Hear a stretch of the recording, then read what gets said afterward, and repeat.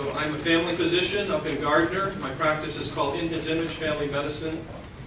And it's a full-service family medicine, including delivering babies, taking care of the babies in the nursery, and taking care of those babies 90 years later in the nursing home. My background, it's just important to know the American Academy of Fertility Care Professionals. It's a service organization and a certification organization that certifies doctors like me and Dr. Rollo in the back of the room that we are very well trained in treating infertility without resorting to frozen embryos and the like. And we're supported by, in green, the International Institute for Restorative Reproductive Medicine. Okay, these IVF centers, when they're creating these embryos, they're putting them back into an unhealthy situation usually. They haven't fixed the situation. They haven't even diagnosed the situation. They don't even necessarily have a clue about the situation. The restorative reproductive medicine doctors around the world are just totally fascinated by how many unexplained infertility diagnoses there are at these specially, they call themselves specialized infertility centers. 60% or more are unexplained. In my practice for 25 years, I have not one case of unexplained infertility. And I'm just the podunk doctor up in the woods in Gardner. Family physician, not a reproductive endocrinologist, and yet I can explain every single cause of infertility. And you'll see the data on how well we are able to fix those very shortly. Finally, just to let you know some more good news, the National Gianna Center for Women's Health and Fertility has sprung up in New Jersey to help doctors like me set up their practices after they finish their training. Because as you know, the medical system is very complex. And it's very hard to set up a practice. And if you have a CEO that doesn't believe in pro-life activities, or you don't know how to contract with the insurance companies, then oftentimes these doctors find themselves just mired in the business of medicine, and they sort of give up these restorative reproductive medicine approaches. So keeping with our spring theme, here's a picture of my family several years ago. They're now all over 6 feet tall, 4 boys, and the one who's standing on the rock to make himself look as tall as his brothers is now the tallest in the family.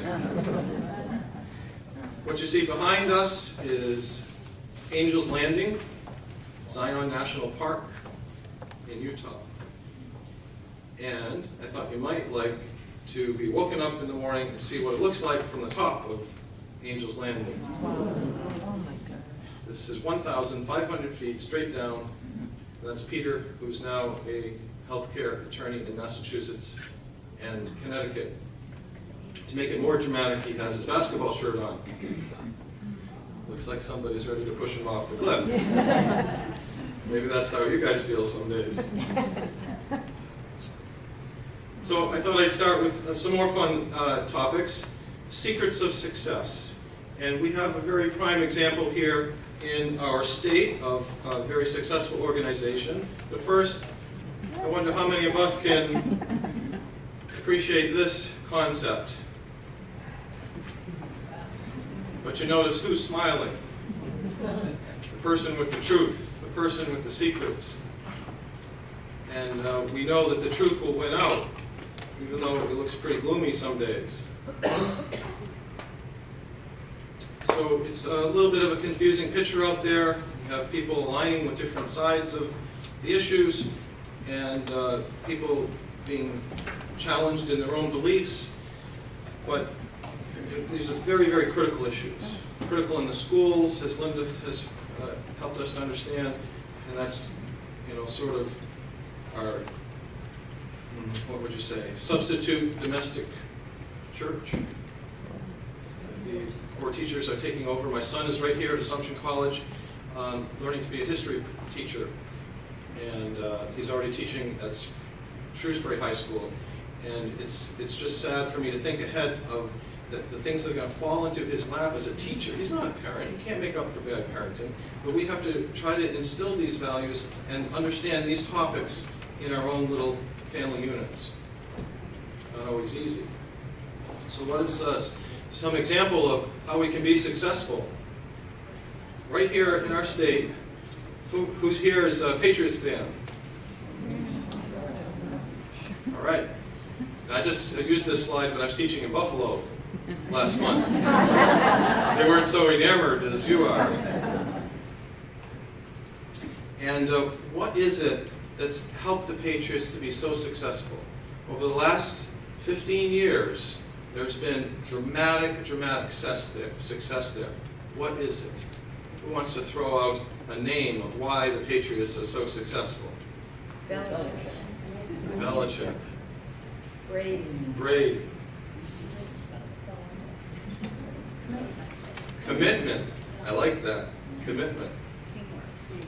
Teamwork. Love it. Values. Kraft. They've got a well thought out approach and methodology. Excellent. All right? So they're thinking ahead. They're appreciating certain things. And so here's Tom Brady's answer to why they're so successful. Look who he's hugging. Bob Kraft was said over here. And I want to point out some things about Bob Kraft that has a message for us here today. The Patriots' success rate has been unmatched in the history of the NFL. They have the most wins in any 10-year period. They have the longest winning streak of all time. 14 division titles, 16 conference crowns, and 3 Super Bowls. What is it? Why are they so successful? If you ask Kraft, he says this: you've got to see things that other people don't see. I've heard interviews with him, and it's just fascinating how he appreciates the person and the gifts that they have, and how he can see their commitment, and how he can understand how they're going to work as part of the team and bring that to fruition. If somebody's starting to not be a team player, he says, thank you very much for your service. Here's your satisfactory check, and be on your way. But he sees things that other people don't see. He sees relationships. He sees commitment. He is weary of wayward methodologies. He's honest with his people. They have perseverance. A bump in the road doesn't make them shut down. And they follow the truth about what they believe is allowing us to be successful and thrive in our day and age. And these all foster success or flourishing. So these are the messages that allows this organization to be so successful. So I'm going to, I jumped over slides, sorry, yes. So here's the slide next. I'm going to mention 2 myths, and then we'll get into how we save embryos and how we treat infertility. So 2 myths, and Linda mentioned it to a degree here. There is no proof that contraception avoids unwanted pregnancies in teens. There's no proof. You don't have to take my word for it. I'm going to show you more. The reason that there's no proof is because there is no success in avoiding these pregnancies because of a concept called risk compensation. That means that the teenagers will say, oh, I am protected, and therefore I can do X, Y, and Z behaviors. And they try behavior X, and they find out that they feel healthy and they have not achieved a pregnancy, so they will now try behavior Y, and so on. It goes up the ladder like that, and Planned Parenthood knows this. That's why Planned Parenthood is pushing contraception in teens. And look what it's brought us. I like this slide. Han Solo says to Chewie, "What a wonderful smell you found." And that's the way some of us doctors across the country and across the world are thinking of this contraception epidemic. What a wonderful smell you found. And Linda pointed out all the sexually transmitted diseases, broken relationships, poor understanding of our sexuality, poor understanding of marriage, poor understanding of relationships. What a wonderful smell we have found. Patients and the National Institutes of Health is hoping for something different. One of us Afro Technology doctors has been courted by the NIH to try to bring our research and our experience to the NIH. They understand as we do, that all of these things, as Robert Kraft has said, are very, very important. And they will foster success and flourishing in our schools, in our homes, in our communities. Like Robert Kraft, we know that we need to enhance the romance, not just enhance the genitality or the, as Linda put it, in the frameworks to satisfy certain things with certain adverse, unhealthy behaviors. That we focus on relationships. I heard somebody call out that when we talked about the Patriots. We need to focus on honesty, and we need to focus on a total self-giving. This is what Humane Vitae talks about in the Catholic teachings. A total self-giving, not a total self-taking, which contraception fosters. We need to focus on this commitment and know that that's what breeds a successful state, a successful country, a successful marriage, a successful family. The people who are not committing to each other and dedicated to each other are ending up on welfare and costing the state more money. Those that are committed are bringing about $500,000 for every new person born in the state over that person's lifetime. The state will generate, will receive $500,000 over this person's lifetime in state reserves. We need to have perseverance, as Bob Kraft says.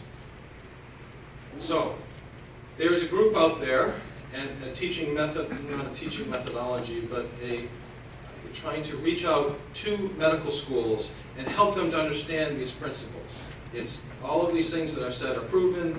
There's documentation for it, and this group, FEMC, Fertility Education Medical Consultants, or something like this, FEMC, is trying to bring that into medical schools. Okay, so there's a glimmer of hope and helping the young doctors that are coming up to understand what's truly successful in our country. Myth number 2. IVF is not necessary to solve most infertility situations. It is a very low success process. It is a very high cost process with tremendous losses, both in the health of the woman and in the embryos that are created. And you'll be seeing that in a second. But just to know that there is a much better option, which you'll see in a few minutes. So, as Bill Belichick said, not Bill Belichick, Robert Kraft said, you've got to see things in other people that other people don't see. That's what our message is here. We understand the beauty of that child and the gifts that child has been given by God that are going to come to fruition right from the moment of conception. So what happens in the IVF center when you have all of these embryos? A woman who goes through an IVF process usually has on the order of 6 to 12 embryos created in that one cycle. And she's oftentimes going back for more cycles at a cost of $12,000. Please have it up front before you walk in our doors. So instead, what I have here and what I'm bringing to the insurance companies as we speak is what we might call a value-based approach to infertility. And you and I might think values meaning Christian faith and beauty of an embryo and the potential of that embryo, but rather to the insurance companies it means that I get high value for my premiums that are submitted. Value means the quality divided by the cost. That's value. And it just so happens that we're sitting on a gold mine, us Afro Technology doctors, of tremendous value. And we call it, instead of calling it Afro Technology, which sounds a little bit Christian, we instead call it restorative reproductive medicine, which is really at the heart of what doctors are supposed to do, right? If you go to the emergency room short of breath, you don't expect everybody to receive a prescription for amoxicillin. That's going to miss the people that are there with shortness of breath because they have heart failure. That's going to miss the people that are there because they have the pulmonary embolism. It's going to miss the people with pleural effusion, COPD, on and on. It misses all of those people because you haven't done any diagnostics.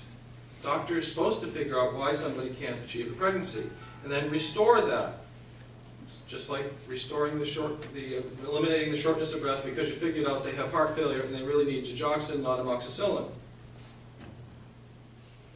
So, back to the secrets that we understand, as Robert Kraft would say. Let us make man in our own image. So we have very special dignity, and it carries over into the assisted suicide movement. We have very special dignity, and the way that we're brought into this world is very, very precious. And we need to try to respect that, we need to try to foster that. If it's not working well, we need to try to fix it.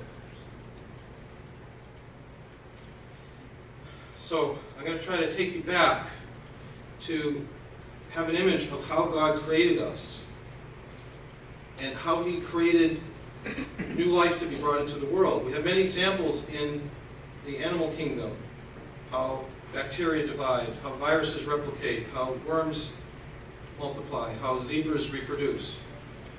But for humans, it's much different, and it's very, very special.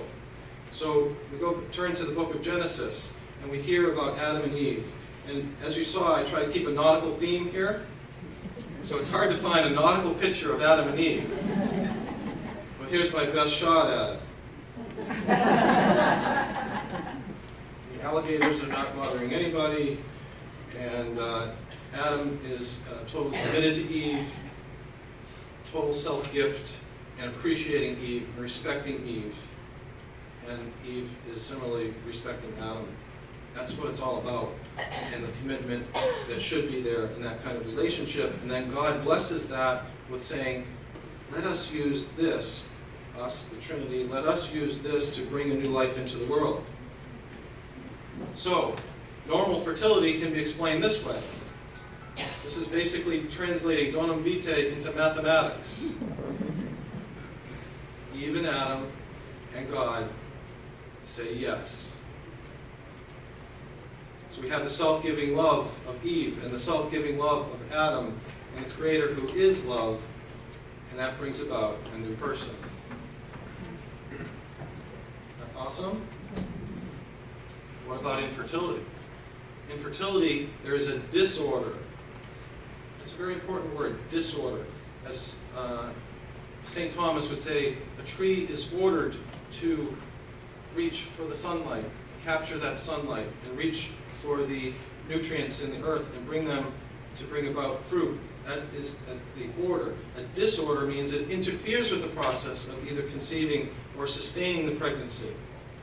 So, back to our mathematical equation, we have mom, dad, and God, but there's a disorder interjected in between. So what should the job of a reproductive endocrinologist be? To remove the disorder, no? Because this beautiful couple is lacking a certain capability, and that leads, instead of to a new person, leads to disappointment. You need to understand, however, that infertility is not the disease, just like that shortness of breath. Shortness of breath is not a disease. Shortness of breath is a symptom.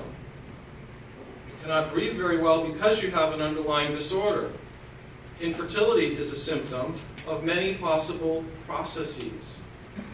A doctor's job is to figure out which process applies to this couple and fix it. Right now, the leaders in the world that do this are at Creighton University School of Medicine in Omaha, Nebraska. Dr. Thomas Hilger is a good friend of Dr. Rollo and I, is there working his butt off to try to get the research out there that other medical schools and insurance companies will respect. And they have labeled that work Afro Technology, which is short for Natural Procreative Technologies. Technologies. It's not some off the beaten path, herbal supplement kind of thing. It's technology, ultrasound, surgeries, lab work, interventions. But it's trying to foster the natural things that are happening in our body, and it's with respect to the fact that we procreate, not reproduce. Procreation identifies that God has a hand in all of this. So with regards to infertility conceptions, we have successfully removed the disorder. And that allows the mom and dad and God to bring about a new person. Here's an example from my practice. This is TJ. His mother is a Boston College philosophy professor who, as she likes to joke, drove past 4 IVF centers every day to get to my office.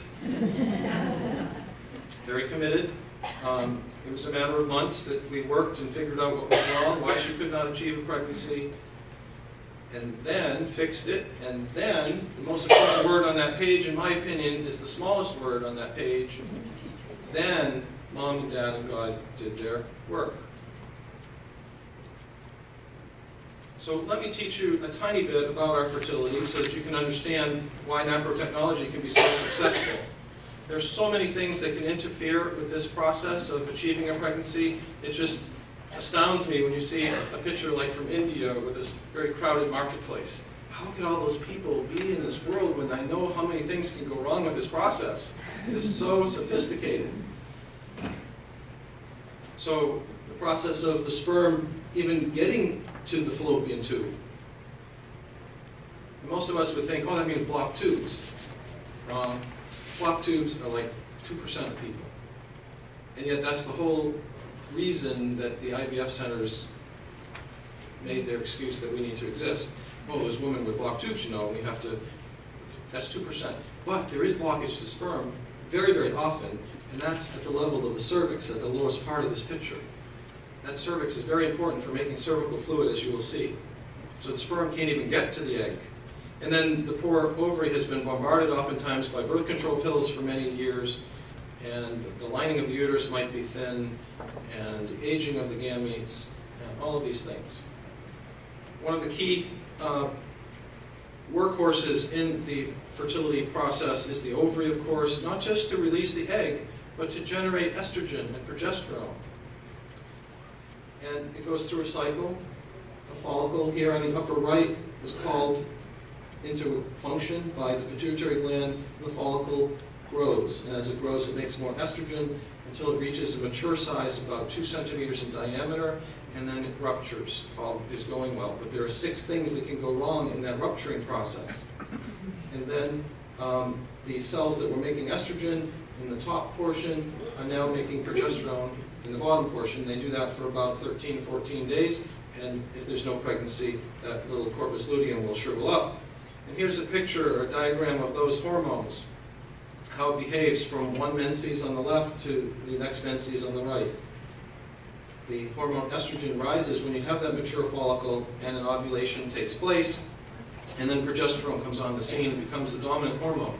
What are hormones? Hormones are messengers. They're carrying out different functions in the body. The brain has receptors for estrogen and progesterone. The blood vessels do. The clotting factors do. The lining of the uterus does. The cervix does. The pituitary gland does. All have receptors for listening to these things. But the pharmaceutical industry is trying to find substitutes that they can patent for these things. But none of the substitutes talk to the receptors as well as the actual hormones. And these hormones control the glands in the cervix to make a very sophisticated fluid. And most of us are not taught this in medical school. But right there at the bottom, or in the lower third, where it says cervix, that's where pap smear is done. Unbeknownst to most people, that is where a very special fluid is made. And that fluid has very special properties. And those properties change throughout the woman's cycle. As Linda said, there are only about 5 or 6 days in a cycle where someone can get pregnant, and it's got to do with that cervical fluid. Because sperm need that cervical fluid to survive. Sperm without that fluid will die within hours. You don't need condoms, you don't need spermicides. It will die within hours in the vagina because the vagina is very acidic. Sperm, however, with good cervical fluid can live up to 5 days. That extends, and that image of India and these people in a crowded marketplace is that cervical fluid that allowed intercourse on any one of those 5 days to achieve this beautiful pregnancy days later. And just a quick diagram of that cervix. This is an enlargement. The womb is above, the vagina is below, and the cervix is there. And some call it a biological valve. But more than that, the channels that are made in the cervical fluid are specifically the size of a normal head of a sperm. Doctors that do not understand this will harvest the sperm and put an injection, a catheter right through the cervix and dump the sperm in the womb. But you have before you a very precise structure, the cervical fluid, that a woman can detect at the opening of the vagina. She knows when it's there, as long as she's taught very simply how to detect it. And that is a biological filter. So if you have a sperm with a bigger head, has extra chromosomes, it can't get through there. If you have a sperm with multiple tails, it can't get through there. And surprised you may be to find that the sperm production is, if you're lucky, 15% normal. The job of the testicle is crank them out. Millions of them. A normal sperm count is at least 20 million. Most of the time 60 million. Crank them out. I don't have to worry about quality control that God says because I've made an awesome filter. Now you might say, what about a sperm that has a smaller head and a fewer number of chromosomes? That must be able to whip right through there. Wrong again. Because of diffusion properties, the sperm can wiggle and jiggle in any different direction, whereas the sperm with normal heads, it's like a one-way street in New York City. There's no way you turn it around. Quick synopsis of the cervical fluid. Now I have to get into Afro Technology.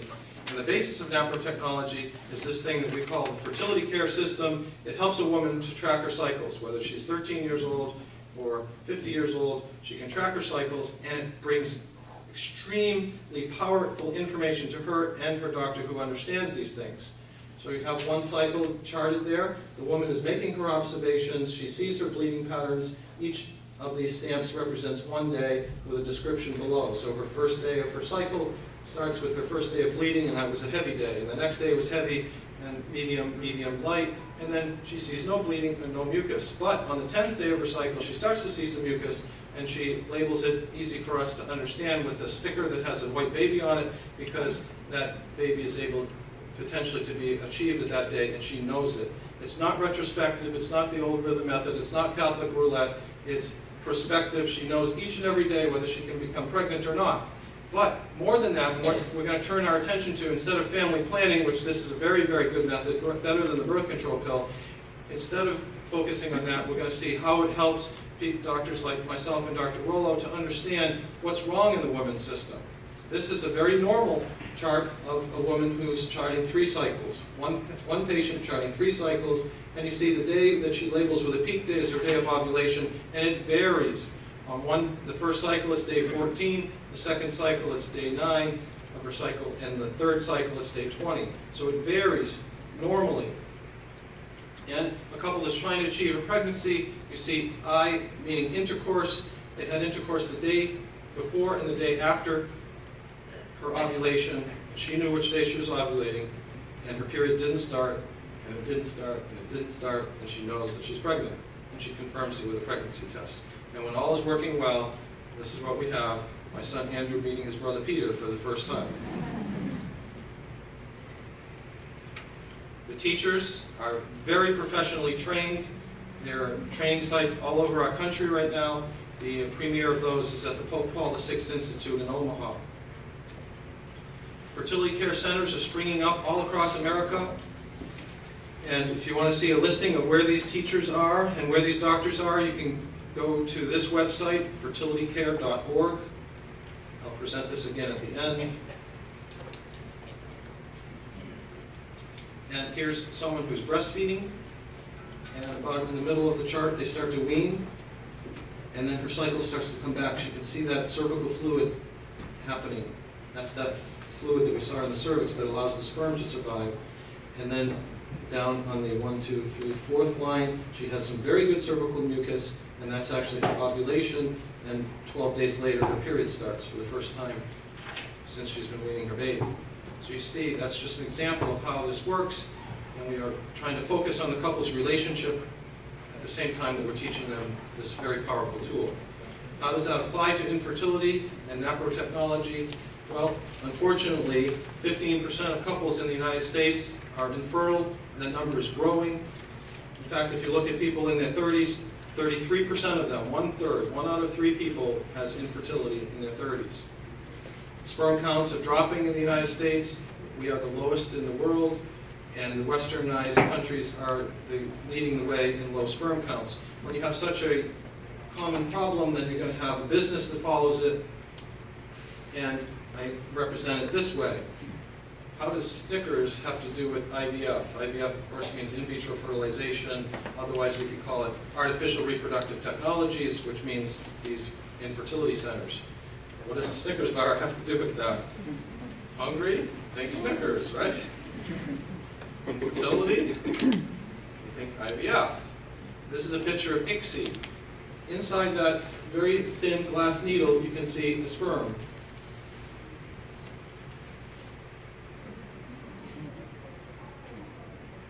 The needle is being stabbed into the egg, and the sperm is being injected. That's called intercytoplasmic sperm infiltration. And they're doing this very commonly. Well, what happens to that poor egg that's been stabbed? There are an increase in birth defects, but people hold out and say, oh, that's fascinating. And the media says, that's fascinating. But remember, infertility is not a disease. Infertility is a symptom. They haven't fixed it. They haven't identified what's wrong.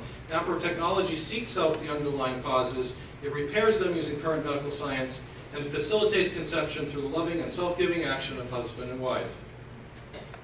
Love it. Every day I go to work, I say, this is cool. I'm so privileged to be in this position. People just, they keep coming and they say, Dr. Carpentier, why didn't I hear about this before? I now have 3 frozen embryos, and now I hear about this. Oftentimes they're hearing about it from the priests. They should be hearing about it from their doctors and their friends. IVF, on the other hand, is different. It has a different approach. It's putting themselves in that beautiful position of mom, dad, and God, right in the midst of that.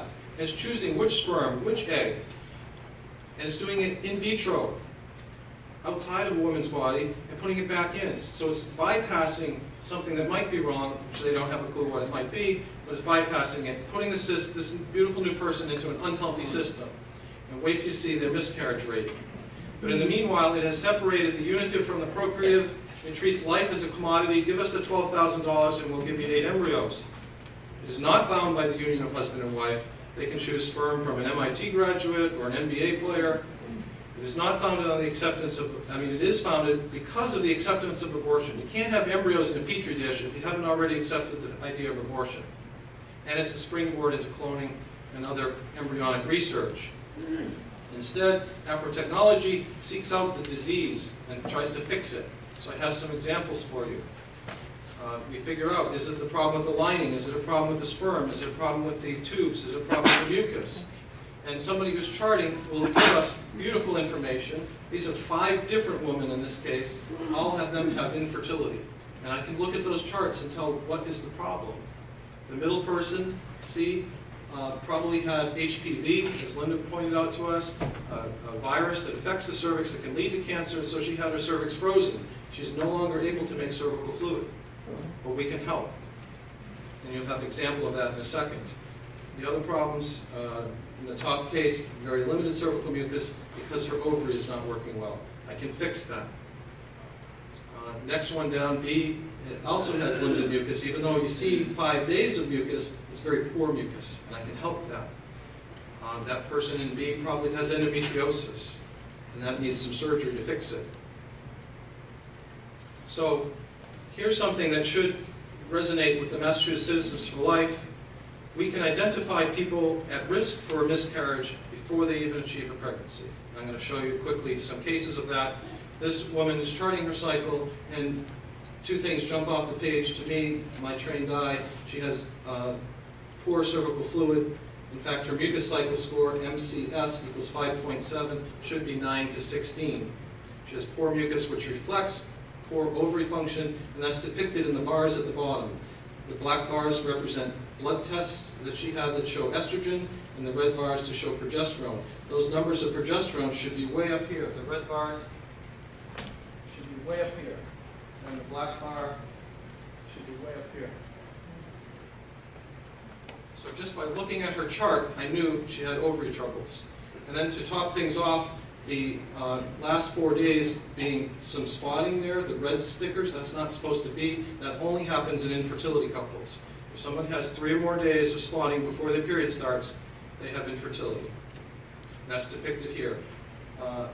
When I show a slide like this, there's only like one point on it. You don't have to stress about it. The point here is that the people that had premenstrual spotting and said yes, they were only in the infertility group. We have lots of data that I could give you data for 2.5 days on all these points that I'm trying to make. This woman, the baby implants after conception out in the fallopian tube. It takes 8 days to implant. So she ovulated here. And 1, 2, 3, 4, 5, 6, she starts her period. Where's that baby? Baby's en route to the uterus, but the lining is already shedding.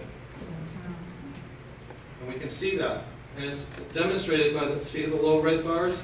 She's not making any progesterone to support the lining. We can fix that. It's very simple. $15 prescription for progesterone instead of $12,000 at the IVF center, and we don't freeze any embryos. This one, again, we knew there was a problem because she had very limited mucus. And if you see the second line down, that little black writing says her follicle is not big. It didn't reach 2 centimeters.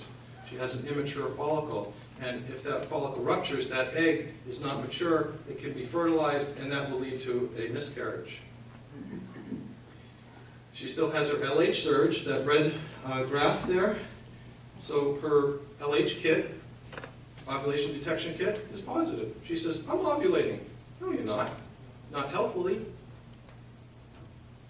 And this depicts that we can tell people at risk for spontaneous abortion because of their mucus cycle scores and many other factors. We can even tell people at risk for ectopic pregnancies. I won't belabor the point. And this is mucus cycle scores in ectopic pregnancies.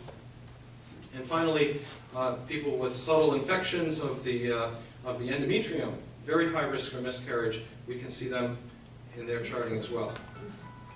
Let me give you one example, a very simple success, vitamin B6. I love this picture. This woman is not making any mucus in the top cycle, next one, next one, next one, no mucus. But at the beginning of the 1 to 5th cycle, she starts some vitamin B6 because vitamin B6 helps cervical fluid to be produced. And she had 1 day of cervical fluid in this whole year. They could see it because they were taught. They have intercourse that day, and there's the ultrasound picture of her baby. $5 of vitamin B6. Other causes include endometriosis, and a little caution, there's some laparoscopy pictures. That means we're going to be inside mom's belly. She's not pregnant at this time, it's before her pregnancy. And we see a classic example of endometriosis. All of these red dots are not supposed to be there. They're very inflammatory, they cause pain. Not always, but oftentimes cause pain, lots of scarring. But the biggest thing is, I'll show you another picture, the biggest thing is that these red spots will trigger the immune system to attack her ovaries. And her ovary, as you've learned, is very, very special. An ovary under attack doesn't function well, and she's at high risk of infertility and miscarriage. Here's the success rates. If we look at the right-hand graph, the yellow curve is the best, it's called the best in our country, Johns Hopkins University for treating endometriosis. The blue bar, which is more successful at achieving pregnancy, is the Pope Paul VI Institute in Omaha. They don't get any press. They think, oh, this is just Catholic stuff. We don't need to give them any media attention. But their success rate is much greater. At the bottom is 12 months, 24 months of trying to achieve, and the success rates you see is statistically significantly different. The left-hand bar is similar. That's with polycystic ovarian disease. You can have endometriosis on the ovary, and very carefully that can be resected, and the ovary will function better. Low sperm counts, what about those? Do we have anything we can offer? Absolutely. Here's on the X, the man has his semen analysis, and it's horrible. The estimated effective sperm count is 189,000. Remember, it's supposed to be more than 20 million. So anything less than 20 million, urologists would say, not going to get pregnant. Go to IVF. They'll take a sperm, they'll meet it with the egg, and put the embryo back in the womb. Not so. This couple achieved just by having intercourse around her day of ovulation. So, is this Achievable in Massachusetts? Absolutely. Dr. Mark Rollo and I are seeing patients from all over New England. Mark's in Fitchburg, I'm in Gardner, and our success rate is 64% deliver. Unfortunately, 36% don't achieve a pregnancy, but believe me, they're so appreciative because they know why they couldn't achieve a pregnancy. More than that, these people go on and deliver second, third, and fourth children. Their PMS, meanwhile, is 92% better or resolved, and just a sidelight, postpartum depression is resolved in 98% of people. So now to conclude, I have some pro-life messages and some more stats for you to keep in mind. I'm going to go fast through these two. 96 times more likely to miscarry in an IVF center than in Gardner. And that's based on their own data where they're losing this is a big take-home point, they're losing 6.7 embryos for every one that's born. And that is just counting the embryos that they put in the womb. It is not counting the embryos they leave in the petri dish, donate to science, freeze for later, throw in the trash can. It is not counting those embryos. This is only the ones they transferred, and they're transferring fewer and fewer because they realize the premature birth rate when you put 3 embryos or more in the womb. Whereas our data in Gardner, 0.07 embryos lost for every one that is born. That's pro-life. People do not realize this. I calculated this only weeks ago. I took all the data that I could get from the IVF centers nationally, and I calculated, and I was shocked to see they are losing 99% of the embryos that they create. Meanwhile, they're helping only 1.5% of the infertility couples, actually 0.5% of the infertility couples in our country. And yet they get all this media attention. Some data, 25% are brought to the womb, but miscarry, 74% are left behind and discarded. But with Afro Technology, we prepare for and support each embryo one at a time. Another pro-life message is the average miscarriage rate in our country, just the regular couples trying to achieve a pregnancy, their average miscarriage rate is 16%. In IVF centers, it's 86%. What a wonderful job they're doing. Okay? They're losing 86% of the people that walk in the door. Whereas in Afro Technology, we're unfortunately still miscarrying 7% of the time. But you notice, these are high-risk people, infertility, miscarriages that are coming to us, and we are decreasing their chance of miscarriage tremendously.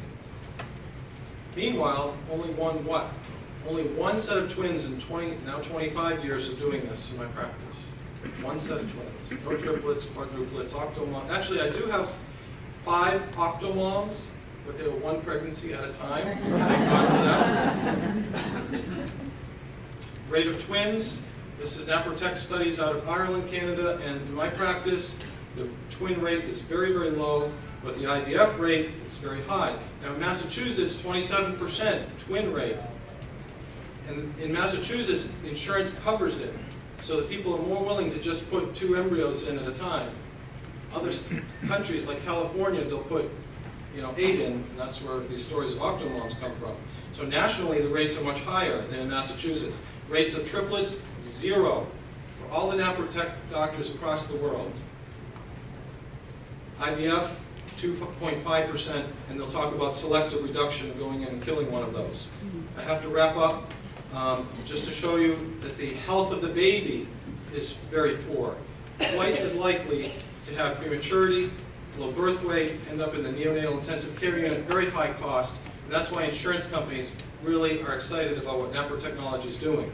The birth defect rate is double, the chance of the baby dying is double. But Afro Technology, despite high-risk patients, is at the norm. And I will leave it at that, and I will open it up to some questions. Just one question. One question. Sorry. A comment. I wanted to know, does contraception contribute to infertility over the long run? I mean, extensive. Does contraception contribute to infertility? Tremendously. Tremendously. The leading cause of sexually transmitted diseases is contraception. People are saying, I'm safe, I'll go out and I'll have sex with a variety of people. The more people you have sex with, the more sexually transmitted diseases, harm your tubes. You need to have HPV treatment of the cervix, which we saw decreases that. So that's an indirect effect of the contraception. There is also a very, even more powerful direct effect on the woman's body, which is to these beautiful receptors that are listening for estrogen in the cervix to make that mucus. They are bombarded by the very loud messages of the birth control pill. These artificial hormones are so potent that the receptors in the cervix diminish. Imagine being like in a rock concert, and this is a big speaker. And you're standing, wow, wow, and you come home and your mom's talking. You say, I see your lips moving, Mom, but I don't know what you're saying. That's the cervix after the birth control pill. Dr. Odeblad in Sweden showed that the mucus production is horrendous, even 18 months after stopping the birth control pill. The sperm can't get to where they need to go. And when the young woman is given the birth control pill, the doctor ain't talking about that. And he's going to get sued if she gets pregnant, not if she has infertility later. So thank you very much for your attention.